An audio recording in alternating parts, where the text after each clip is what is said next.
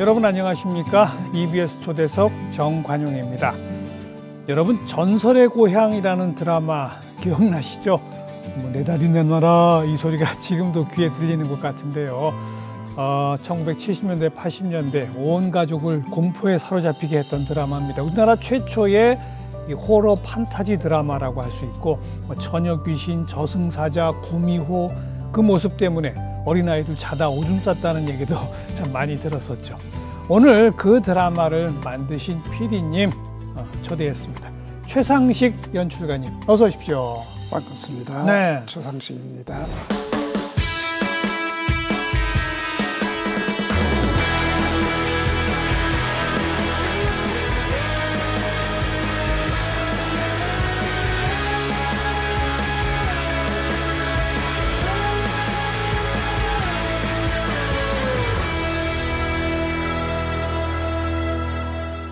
전설의 고향이 첫 방송된 게 몇 년입니까? 1977년입니다. 77년. 네. 그 처음 만들어질 때 직접 연출하셨어요? 그렇죠. 예. 기획 연출을 그때 도맡아 하던 시대니까 드라마 데뷔작인 셈이죠. 알겠습니다. 예, 할 때 제가 옛날 얘기를 무지 좋아했어요. 어릴 때 시골에서 살면서 진짜 그 할머니 무릎 베고 모기불 피워놓고 여름 정말 쏟아질 듯한 그 별을 바라보면서 옛날 얘기를 자고 한 밤이 새도록 해달라고 그러고 할머니가 해주셨군요. 조금 커서는 또 시골 겨울에 총각들이 이게 새끼 꼬는 머슴방이나 이런 데도 찾아다니면서 이야기가 있는 곳이면 어디든지 이제 가서 얘기를 들었고 그러다 보니까 크면서 제가 또 이야기꾼이 됐어요. 그래서 제가 이제 연출자로서 처음 데뷔를 하면서 내 색깔을, 내 개성을 보일 수 있는 장르가 뭘까 하고 고민을 하다가 텔레비전 때문에 사라진 옛날 얘기를 그 중요한 포인트네요. 텔레비전을 통해서 부활시켜 보자.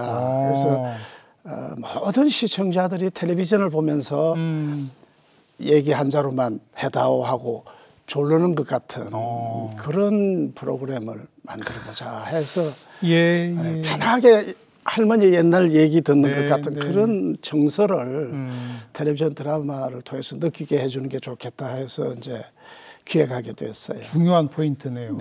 텔레비전이 할머니의 옛날 얘기를 없애버렸다. 그래서 그 죗값을 하느라 텔레비전이 옛날 이야기 좀 들려주자. 그거로군요. 77년에 시작해서 언제까지 했죠? 그 프로그램이? 89년까지 12년. 했고, 그 이후에도 미니 시리즈 형태로 여름마다 남양 시즌에 계속 했죠. 반복되곤 했습니다. 네, 그러면 77년부터 89년까지 줄곧 전 직접 연출한 것은 이제 81년까지고요. 그 이후에는 이제 제가 기획하고 자료를 제공하고 이런 일을 계속했죠. 그 할머니 옛날 얘기라고 그러면 전부 무서운 얘기는 아니잖아요. 아닙니다. 그럼 전설의 고향도 전부 무서운 드라마는 아니었습니까? 효자 연례 얘기라든지 환생담이라든지 저승 갔다 오는 얘기든지 인정담이라든지 인물담이라든지 다양하죠. 다양한데 특히 이제 여름 시즌에 nap양물 해가지고 공포 드라마를 이제 세팅을 했는데 그게 굉장히 화제가 됐기 때문에 전설의 고향이 마치 이제 공포물만 하는 것처럼 그것만 기억에 나요. 네, 그렇습니다. 그리고 저도 이제 여름 7월, 8월 2달 동안은 nap양물을 기획하기 위해서 1년 내내 이번 여름에 뭘 할까 그걸로 이제 고민하죠. 그러니까 전설의 고향은 다양한 옛날 이야기인데 nap양 특집만 국민들 기억에 남을 정도로 그렇습니다. 그만큼 이 영향력이랄까 파급력이 컸군요. 근데 그때는 컴퓨터 그래픽 이런 거 없을 때잖아요. 그렇죠. 그 귀신들 다 어떻게 찍으셨어요? 그러니까 이제 다 수작업을 하는 건데요. 처음에 전설의 고향 기획했을 때 그것 때문에 우리 특수 촬영이라는 장르가 없었고 컴퓨터 그래픽은 물론 없었고 그렇기 때문에 그런 것을 어떻게 할 거냐. 그래서 위에서 굉장히 반대를 했습니다. 그런데 어쨌든 뚝심으로 밀어붙여서 했는데 그러자니 전설의 고향 녹화 때는 이제 귀신은 다 연기 속에서 나타나잖아요. 스모그 속에서. 그러니까 뭐 쑥 태우고. 아, 그때 쑥을 태웠어요? 네, 쑥 태우고 뭐 이렇게. 요즘은 드라이 아이스 그 그렇죠. 연기로 하는데 그게 아니었어요? 쑥을 태워서 막 이렇게 쑥을 태우면서 흔들고 뭐 하니까. 뭐 매캐해서 어떻게 연기를? 뭐 기침하고 스타디오 안이 온통 연기로 가득 차고. 또 뭐 눈 장면. 눈. 네, 비 오는 장면. 이런 것. 간단한 것까지도 옛날에 잘 안 됐어요. 그래서 비 오는 장면은 카메라 앞에만 뿌렸어요? 큰 그 물조리개 가지고 이렇게 의자 같은 높은 데 올라가서 카메라 앞에 이렇게 이제 조리개로 물을 뿌리면 그걸 통과해서 이렇게 사물을 찍으면 비 오는 것 같이 보이잖아요. 그렇게 하고. 눈 장면은 이제 특히 여름에 겨울씬 찍을 때요.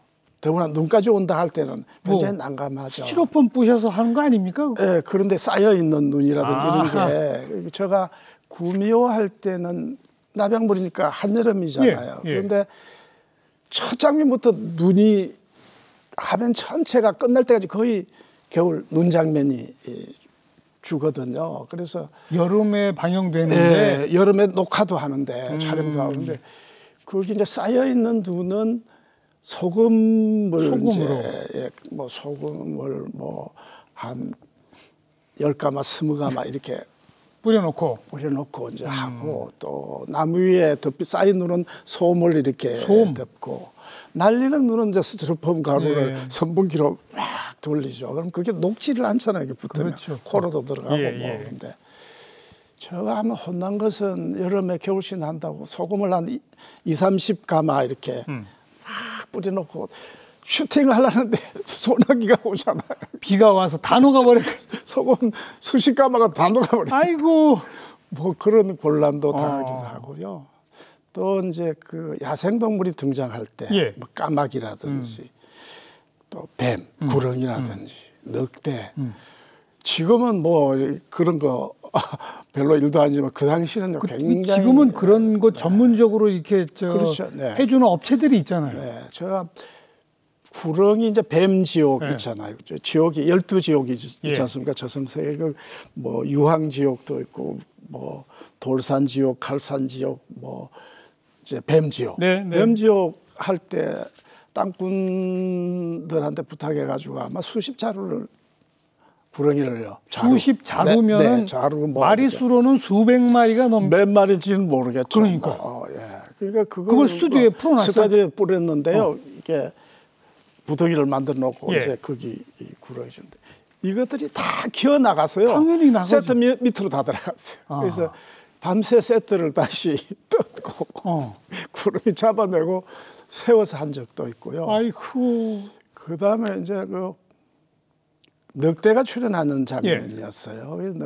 늑대가 뭐 출연할 수가 있습니까? 그래서 궁리하다가 늑대 닮은 개를 훈련받은 개를 데리다가 털을 좀 이렇게 빚어놓고 야생 늑대처럼 뭐 분장을 약간 잿빛을 칠하고 하면 되지 않겠느냐 해서 개를 섭외했거든요. 근데 녹화 당일 안 오는 거예요, 그 개가. 왜요?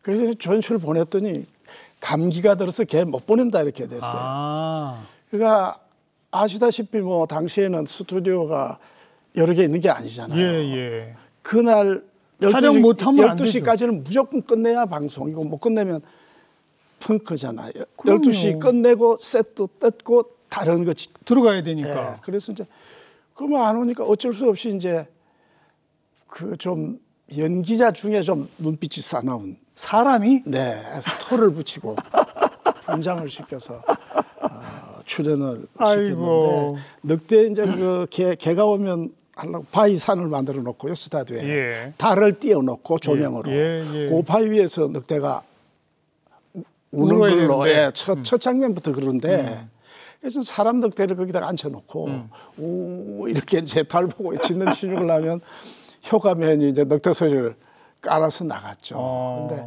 다행히 그 인간 늑대가 더 무섭더라. 그래요? 네, 이런 안 들켰어요? 네, 반응이 있어서 다행히 넘어갔습니다. 아이, 별일이 다 있었군요. 우선 그런 뭐 숱한 그 시행착오를 거쳐서 한 걸음씩 한 걸음씩 이제 한국 판타지 드라마를 그리고 개척하기 이제 방송 기술도 점점 발전해 갔으니까. 네네. 우리가 하면서 점점 이제 요령도 생기고 새로운 기술도 이렇게 받아들이고 하면서. 그나저나 방금 구미호 얘기하셨는데 네. 꼬리 9개 달린 그건 어떻게 만들었어요? 꼬리는 잘 안 보여줬어요 그때. 안 보였어요? 네, 최근에는 이제 뭐 컴퓨터 그래픽으로 이렇게 하는데 치마를 넓은 치마 속에 감춰진 걸로 하고 꼬리 한 개 정도가 이 치마 밖으로 싹 나오면 저게 사람의 여우다 하는 그런 식으로 이제. 그렇군요. 했습니다. 구미호는 1979년 7월 10일인가 첫 방송됐는데 그 전까지는 구미호라는 어떤 캐릭터가 없었어요. 또 구미호라는 게 사람들한테 널리 회자된 개념이 아니었어요. 이제 그가 옛날 시골 모선방에서 들었던 이야기. 우리가 어릴 때는 여우가 굉장히 많았어요. 그렇죠. 네, 그렇죠. 그때만 해도 이게 저는 목동이었는데 초등학교 때는 늘 서몰고 오후에는 수업 끝나면 이렇게 서먹이려 풀떠 들어갔는데 가면 뭐 여우가 이렇게 무덤에 구멍도 뚫어 놓고요. 여우 굴이 굉장히 많이 흔하게 보였는데 그래서 그때 모선방에서 이제 그 새끼 꼬면서 겨울에는 새끼 꼬는 게 일이거든요. 겨울에는 일이 뭐 농번 일이 없으니까 그러면서 끊임없이 시시한 이야기들을 해요. 근데 거기 여우 얘기가 많이 등장했어요. 뭐 남하러 갔더니 여우가 뭐 나타나서 내 머리 위를 픽 뛰어넘어가더라. 근데 여우 만나면 절대 여우가 머리 위를 뛰어넘어가게 해서는 안 된다. 왜요? 3번 뛰어넘으면 사람 혼을 빼간다. 뭐 이제 이런 이야기라든지 또 뭐 구묘가 어쨌다든지 그 얘기들을 제가 종합해서 구묘라는 하나의 캐릭터를 만들었어요. 그래서 거기도 그 속에도 구묘가 3번 이렇게 뛰어넘으면 혼을 빼가는 식으로 연출을 실제적으로 그렇게 했어요. 하셨군요. 내가 옛날 얘기를 생각하면서. 제가 오늘 프로그램 시작하면서 내 다리 내놔라 뭐 그 얘기했는데 그것도 제일 유명한 대사 아닙니까? 저는 구묘나 저승사자가 그 공포물로서 가장 사람들 뇌리에 오래 기억될 거라고 생각했는데 의외로 내 다리를 기억하는 사람들이 많더라고요. 그 내 다리는 이제 차관이 저희들 그 어릴 때 소시적에 촌에서 시골에서 할 일이 없으니까요. 저녁에 모이면은 총각 뭐 뭉대기들 모섬 사는 사람들을 모섬방에 뭐 사랑방에 모여가지고 내기를 하거든요. 내기 중에 이제 그 공동묘지 말뚝박고기가 있어요. 그게 비도 뭐 부슬부슬하고 가면 엄청 무섭거든요. 평소에도 그 공동묘지 지나가기 힘들어요. 애기장이라 해가지고 완전히 아이들 죽으면 완전히 잘 안 묻어지고 뭐 반쯤 삭까지 씌워놓고 그게 막 썩어가고 있고 하면 평소에도 그 낮에도 지나가기 힘든데요. 밤에 거기 말뚝 박아놓고 오게 하거든요. 이제 거기에서 차관을 했는데 말뚝을 누가 가서 박았어요.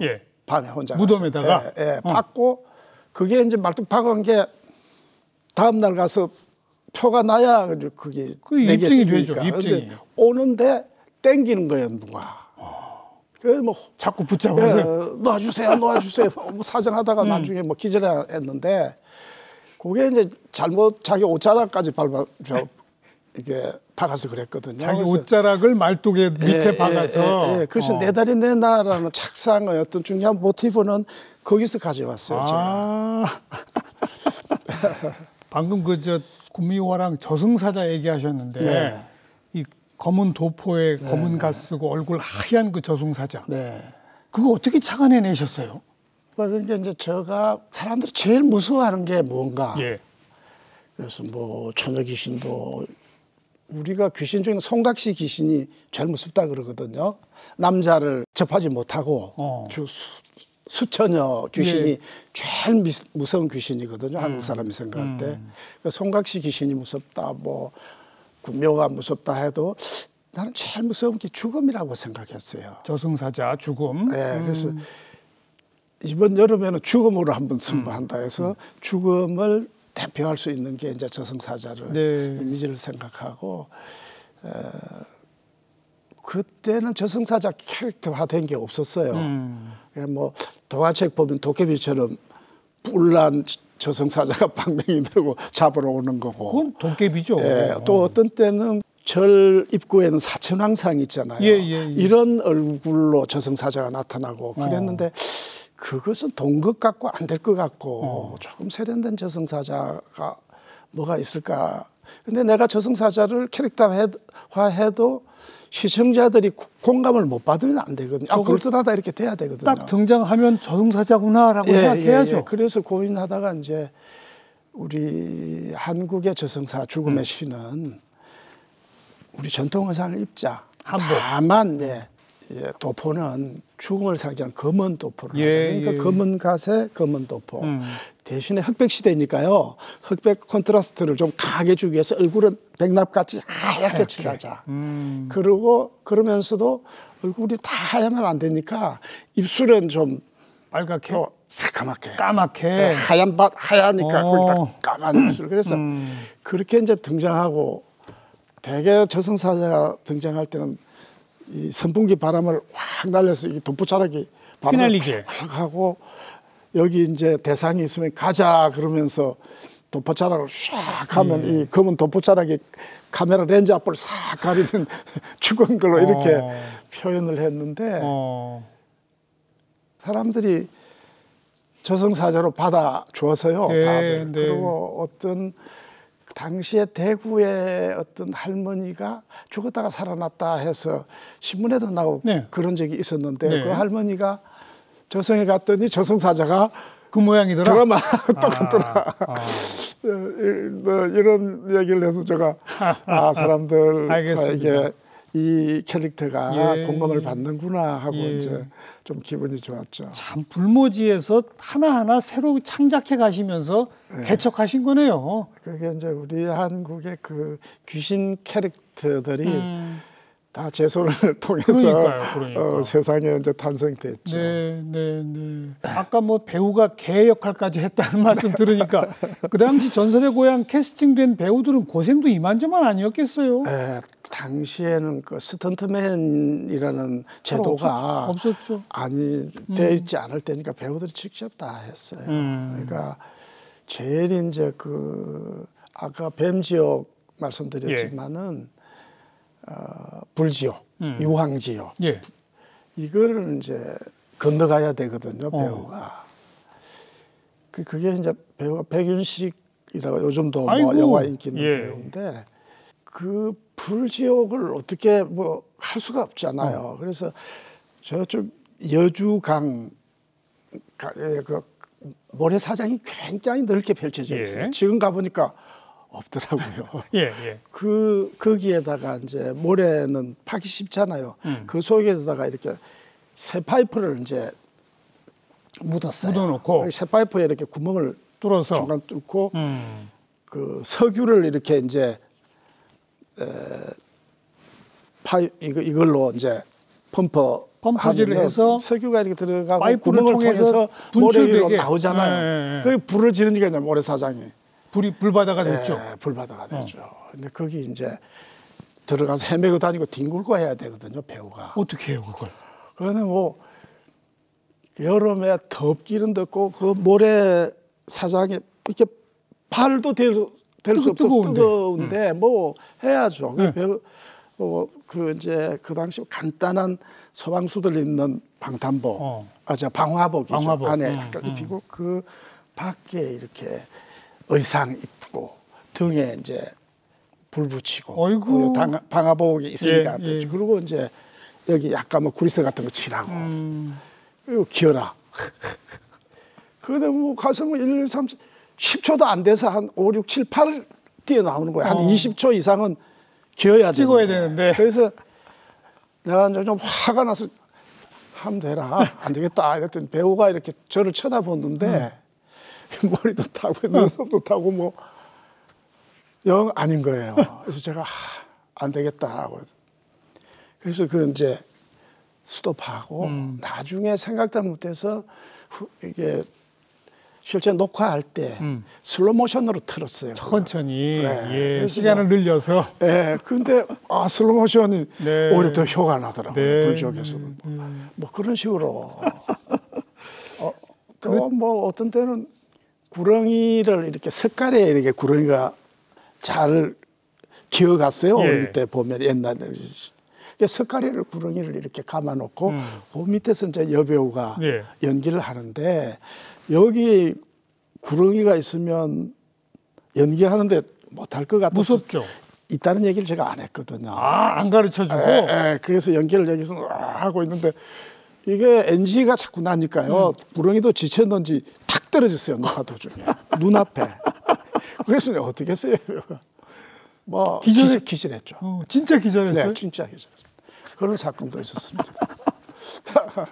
그 당시 배우들이 최 PD 피해 다녔겠어요. 예, 그 캐스팅 될까 봐. 네, 스텝들도 그래요. 전설의 고향 안 했어요? 녹화는 막 깊이 하고 여배우들은 특히 그 화장품 CF 안 들어온다고요. 예. 귀신 역할 하는 사람 아무도 없었어요. 귀신 역할은 거부한다. 네, 더구나 뭐 귀신 역할은 거부하는데 신인 배우들을 제가 주로 캐스팅했었는데 구묘를 한혜숙 씨가 뭐 그래도 탑 탤런트 한혜숙 씨. 예, 그때는 가장 인기 있는 KBS 여배우였는데 하겠다더라고요. 그래서 구묘를 하고 나서 뭐 폭발적인 호응을 받았죠. 물론 돌멩이 세례도 받고 막 구묘 간다고 했지만 예. 그래도 연기력을 인정받았어요. 네, 그리고 구묘가 이제 구묘 출연하면 그 여우신이 도와줘서 다 스타가 된다 이런 말이 돌았어요. 구묘는 서로 하려고 그랬어요. 그리고 진짜 구묘에 출연한 배우들이 다 잘 됐어요? 다 스타가 됐어요. 그건 또 특히 남장 특집 그 시기에는 시청률도 높았으니까 그렇죠. 대단했죠. 그죠? 그러니까 십몇 년 뭐 그러니까요. 계속 갔죠. 남양 특집이 그 전설의 고향 전체 프로그램을 견인했다고 그렇죠. 볼 수 있고 네. 또 전설의 고향은 남녀노소 누구나 좋아하는 프로그램이었으니까 장수할 수 있었다고 봐요. 드라마 PD로 전설의 고향만 하신 게 아니잖아요. 다른 네. 또 유명 작품도 많이 하셨잖아요. 유명 작품이라기보다 아마 가장 인기 있었던 것이 제 연출작으로서는 보통 사람들이었어요. 이게 82년에서 84년까지 최장수 1일극. 예. 지금도 아마 1연속극으로는 깨지지 않은 기록이죠. 네. 매일 나가는 게 3년을 줄곧 나갔으니까. 그러게요. 또 최고 시청률 한 게 있잖아요. 예, 그거는 이제 제가 기획을 했는데요. 그거는 첫사랑이라는 프로그램이었어요. 그때 시청률 몇 프로 나왔죠? 65.8%. 65.8. 전무후무하죠. 아마 앞으로 더 안 깨질 것 같고요. 네. 제가 이제 연출자로는 71년 KBS 들어가서 96년까지 96년 이후에는 기획을 했어요. 기획자로 돌아서 이제 뭐 드라마 주간, 드라마 또 제작국장 했는데 그 하면서 이제 뭐 여러분도 다 아시는 태조왕건이라든지 그렇죠. 뭐 첫사랑도 물론이고 그 다음에 이제 뭐 가을 동화, 겨울 연가, 이런 거를 이렇게 배용준 스타, 네네, 배용준도 이제 데뷔시키고 겨울 연가를 마지막으로 이제 2002년에 제가 이제 기획하고 방송국을 떠나서 대학으로 이제 강단에 서셨고, 그렇습니다.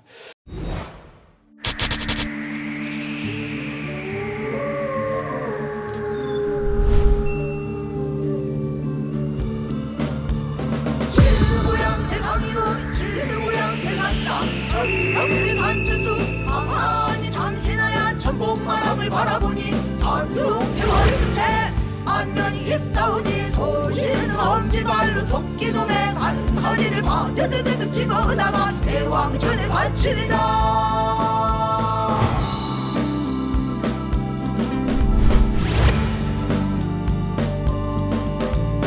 아니 내 나이 들어보소 바치리다.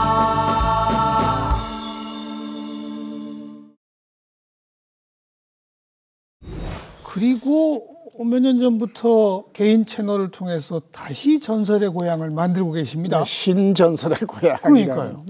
그건 왜 시작하시게 된 거예요? 제가 그 전설의 고향 당시에 참 아까운 소재인데 못한 것들이 꽤 있었어요. 왜냐하면 그 당시 기술로는 도저히 안 되기 때문에. 그래요.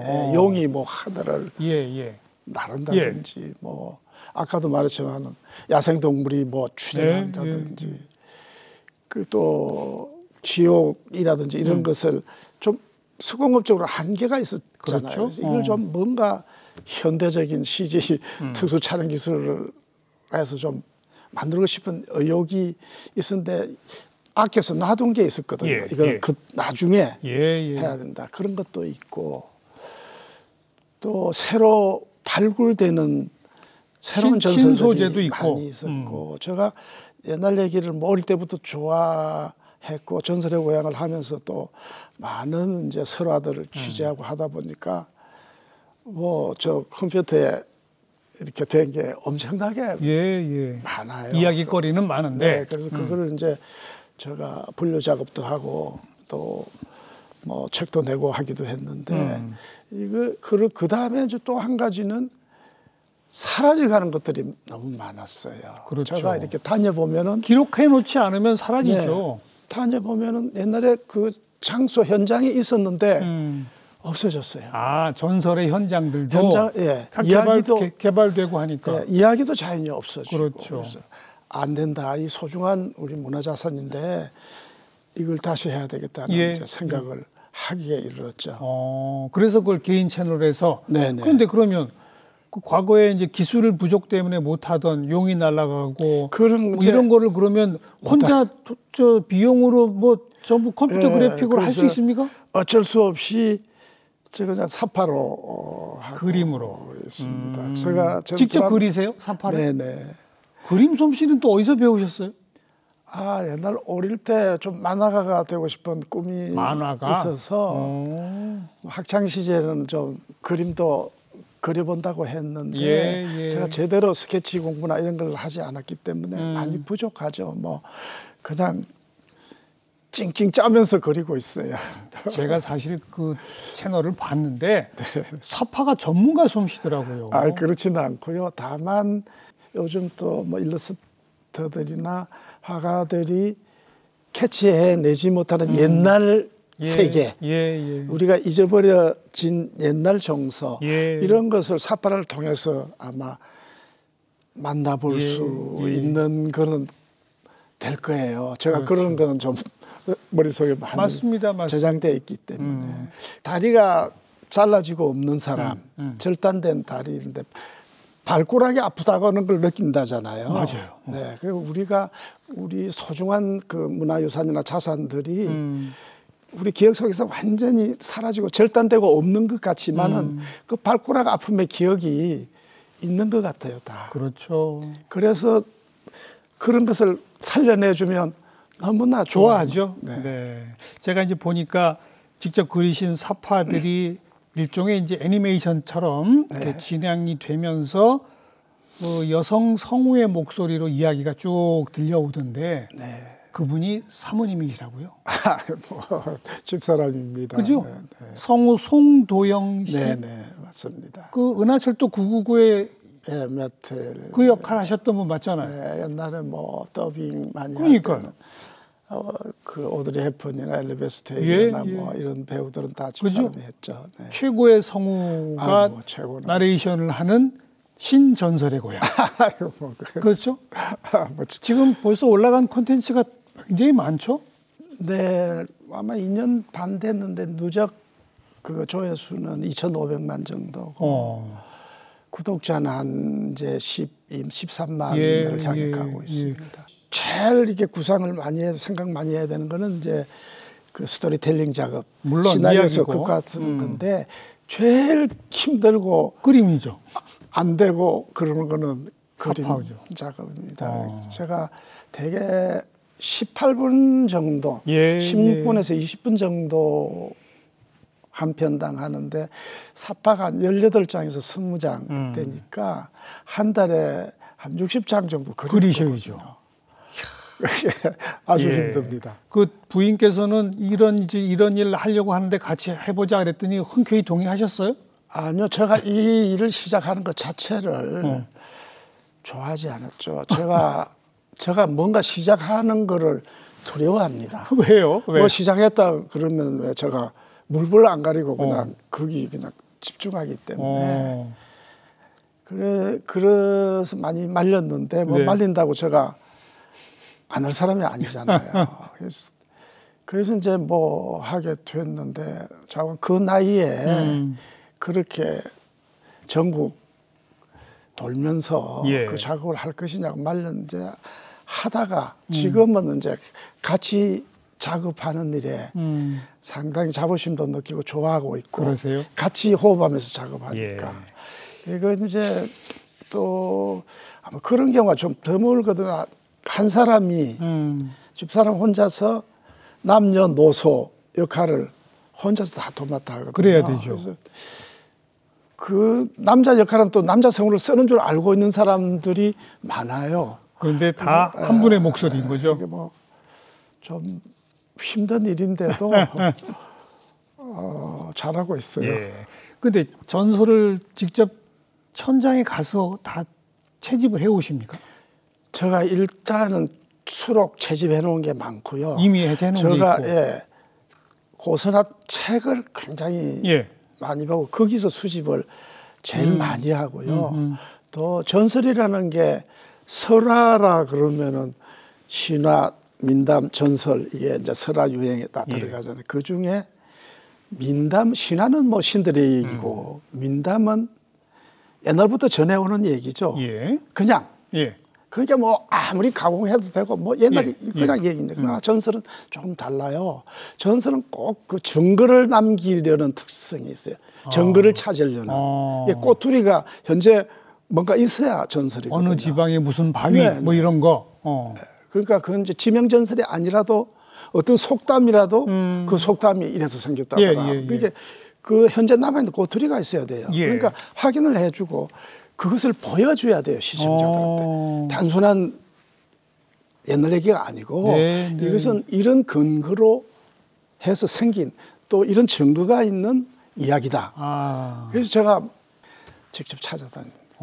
근데 전설이라는 게 평범한 데 있지 않잖아요. 뭐 오지에 사람 못 올라가는 상황이 뭐 이 나이에 그 뭐 등산도 하고 무인도도 들어가고 대단하십니다. 어떤 데는 뭐 저기 매몰도라는 소매몰도라는 섬에서 예. 드론 날리다가요 그냥 바다로 날려보내기도 하고. 아이고. 그리고 이게 이제 빨리 갔다 와야 되고 또 시간이 없으니까 일주일에 한 편, 뭐 열흘에 한 편 한꺼번에 막 여러 개를 그러니까 예를 들어 1박 2일이면 충청도에서 강원도 저 경상북도까지 1박 2일에 세 군데 다녀오시고. 예, 그거 한 10개 아이고. 해 와야 안 그러면 뭐 매주 나갈 수 없잖아요. 아이고. 그러려니까 굉장히 강행군이고 그러다 보니까 뭐 중간에 몸살이 들어 쌓아 놓기도 하고. 대단하십니다. 현장 답사에 또 촬영에 그리고 이야기 구성에 사파에 아유 어떻게 그 일을 다 하세요 그래? 그런데 사실은 이제 뭐 아까 사파 그리는 그 얘기했지만은 스토리 구성이 가장 힘들죠. 그게 핵심이고. 이제 전설이니까 이야기 다 돼 있는 거 아니냐 생각하는데 그렇지가 않거든요. 아유, 전설은 그렇죠. 원석이잖아요. 그렇죠. 그걸 갈고 다듬어서 이제 스토리텔링화 해야 되는데 전설은 뭐 대개 몇 줄이에요. 네, 네. 거기다가 이제 육화 작업을 해야 되죠. 이제 살을 입히고 창작이죠, 일종의. 피가 돌게. 네네. 그러니까 예를 이제 들어서 이여도라는 전설, 이제 이여도가 제주도 남쪽에. 해녀들이 그리는 예. 환상했습니다. 예. 그런데 이여도라는 것을 제가 취재했을 때는 남아 있는 거는 이여도 사나 하는 이여도에 살고 싶으라 하는 해녀들이 부르는 노동요밖에 없어요. 노래가 있죠. 노래. 그리고 그 제주도 해녀들이 그리는 환상의 섬인데 여자들만 여인국이다. 요거만 있거든요. 그 얘기를 만들어야죠. 그렇죠. 그래서 이제 여인국에 대한 기록을 제가 많이 찾아봤어요. 예, 예, 그러니까 뭐 그 표해록이라든지 제주도 사람이 과거 시험 보러 가다가 표류돼 가지고 남긴 표해록이라는 기록에 뭐 여인국 이어도는 한라산 뭐 어디에 무슨 쪽에 있고 뭐 유구는 뭐 한라산의 정동 쪽에 이런 게 있고요. 그다음에 여인국에 대한 많은 기록들이 중국 고서까지도 한국 말은 뭐 옥지나 부여나 동해 쪽에 있다고 기록이 나와요. 그래요. 참 이상하게 되게 이게 우리 코리아 우리 쪽에 여인국이 있다는 기록들이 많은데 그래서 이제 제가 또 기록을 찾아봐야 될 게 여인국에서 그럼 아기는 어떻게 낳나 남자는 많은데 그걸 풀어야 스토리를 만들죠. 그걸 또 기록을 막 찾아요. 그러니까 뭐 무정수태한다, 뱀이 아기를 낳게 해준다.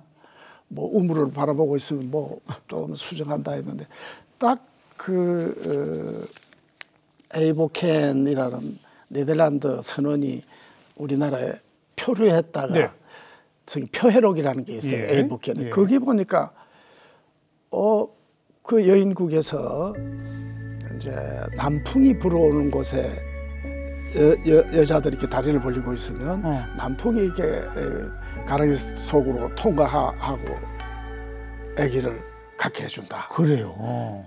그런 기록이 또 있어요. 남풍을 이렇게 받아.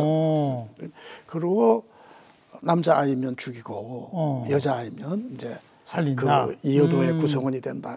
그 참 야 이거다 해서 이제 스토리를 그런 자료를 참고해서 이제 김영댁이라고 부르는 김영에서 시집 와서 부르는 여인이 해녀가 태풍에 밀려서 여인국에 가서 정말 뭐 제주도 여인들이라는 게 일만 하잖아요. 돌만 메고 물질하고 뭐 남자들은 놀고 그런 그 노동의 고통이 전혀 없이 먹을 것은 풍부하고 그런 데서 살다가 이제 그 남풍을 받아들여서 아기를 낳았는데 남자를 낳아서 죽여야 되잖아요. 그러나 제주도 탐라 여인은 이여도율법 따를 수가 없잖아요. 그래서 아기를 함에 넣어서 바다에 살아라고 그게 이제 율법을 어기서 다시 쫓겨나서 추방돼서 고향에 왔더니 세월이 반백년이 튀었더라. 뭐 이런 식으로 이제 그 스토리를 다 만들어야 돼요. 그러니까 그냥 그 단초만 있는 거를 그냥 완전 창작도 아니고 각종 기록을 참고해서 그냥 창작하면 이게 국적 없는 우선 얘기들이 되잖아요. 그래서는 또 안 되거든요. 그렇군요. 그만큼 이제 전설을 연구하시다 보면 우리 다른 나라 전설과 좀 다른 한국 전설만의 무슨 독특한 세계관이 있나요? 많죠. 어떤 게 핵심입니까? 중요한 것만 한두 가지 말씀해 주시죠. 우리 뭐 아무래도 한국의 그 한의 극치, 한의 극한을 보여주는 전설이라든지 한국인만의 독특한 그 복수 유형이라든지 이런 게 이제 한국 사람이 아니면 생각할 수 없는 스토리가 있어요. 그게 참 너무 귀해요. 그 강화도의 삼형제와의 전설인데요. 복수를 하기 위해서요. 자신을 죽인 살인한 원수의 자식으로 태어나요. 형제가. 그래요? 그 환생을 이제 아들로 환생해가지고 어릴 때부터 이쁜 짓은 다 하는 거죠. 그게 부모가 자식으로 인해서 누릴 수 있는 행복, 기쁨 이것은 만끽하게 해주고 그리고 장성하면서 좌우간 온갖 기쁨을 누리게 해주고 과거 급제까지 해요. 그럼 뭐 최고의 이게 절정이잖아요. 부모가 기쁨에. 그때 팍 죽어버리는 거예요. 그냥. 스스로 죽어버린다? 네, 그냥 죽어. 이게 말하자면 한국인의 그 자식 사랑은 독특하잖아요. 이게 그런 그 한국인의 자식과 부모의 끈끈한 정 속에서 알겠습니다. 부모로서 느낄 수 있는 행복을 진짜 최대한 만족시켜주고 극대 지점에서 죽음으로써 대못을 박는군요. 원수의 가슴에 치명적인 씻을 수 없는 상처를 고통을 안겨준다 하는 한국형 복수 유형이 나를 죽게 한 그 살인자를 내가 죽이는 게 아니라 그 사람 가슴을 죽은 것보다 더 아프게 해줘. 우리가 우리 한국 귀신은요, 그 잔인한 복수기들이 거의 없어요. 서양 귀신하고 다르죠? 예, 한국 귀신. 서양들은 자연을 정복하면서 살아온 사람들이잖아요. 우리는 자연과 이렇게 자연 질서에 순응하면서 더불어 살아온 민족이라서요. 오진 심성을 가졌잖아요. 착하고. 이게 우리 한국 선조들이 상상한 그런 심성을 가지고 있기 때문에 우리 한국 그 선조들이 상상한 귀신조차도 어질고 착한 심성으로 그렸습니다. 하지만 그 복수하는 방법은 진짜 잔인하네요. 독특하죠. 우리 귀신들은 복수보다는 하회, 하회와 용서, 그리고 원이 풀리면 또 선물로 서줍니다. 그런 귀신인데, 내가 그 귀신 중에 하나는 그 가느니 곡의 통영의 전설인데요. 그 곡에 넘어가서 가느니 날 좀 보소 하고 이제 귀신이 부르는 거죠. 그런데 이제 의사가 이제 그 귀신 나타나는 소리 듣고 그 고개를 넘었는데 또 귀신이 나타났어요. 그래서 네 억울한 게 뭐냐 했더니 그 고개 마루에 초가집을 짓고 남편하고 애 데리고 살았는데요. 남편이 술집 작부한테 이제 눈이 멀어가지고 쫓아내려는 거예요, 본부인은. 안 나가고 딱 고수를 하니까 죽였어요. 죽여서 거기 고개 위에 대밭에 묻어놓고 자식 애 데리고 술집 작부하고 떠난 거예요. 그러니까 내가 대뿌리가 온몸을 감고 있어서 내 신을 감고 싶어서 답답해서 못 살겠다. 양지바른 곳에 묻어주소서예요. 그러니까 의사가 너를 죽인 너 남편 내가 조선 방방곡곡을 돌아다녀 찾아서 처단하겠다. 네, 처단하겠다. 아니죠. 그건 하지 마라. 네, 우리 그래도 남편이고 애 아버지인데요. 아이고. 좋다 그러면은 너를 죽이라고 한 작부 그걸 내가 요절을 내마. 아니죠. 우리 아기를 키워주고 있는데. 그러니까 그럼 네 소원이 뭐냐? 양지바른 곳에 묻어다오. 오직 양지바른 곳에 묻어달라는 거죠. 그것이 이제 그 복수보다는 하회를 바라고 알겠습니다. 음지보다는 양지를 추구하는 그게 한국 우리 선조의 마음이자 귀신의 마음이다. 이젠 개인 채널에서 또 여전히 전설의 고향을 이어가고 계신데 언제까지 하실랍니까? 뭐 제가 움직일 수 있을 때까지는 해야 되지 않겠어요? 그렇죠. 네. 알겠습니다. 앞으로도 건강하게 현장 직접 다니시면서 재미난 옛날 이야기 많이 만들어 주시기 바라겠습니다. 오늘 고맙습니다. 네, 감사합니다.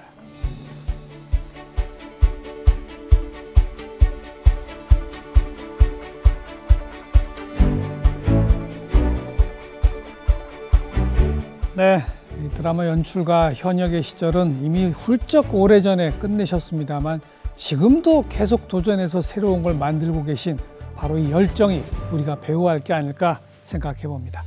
다음 주에도 뵙죠. 안녕히 계십시오.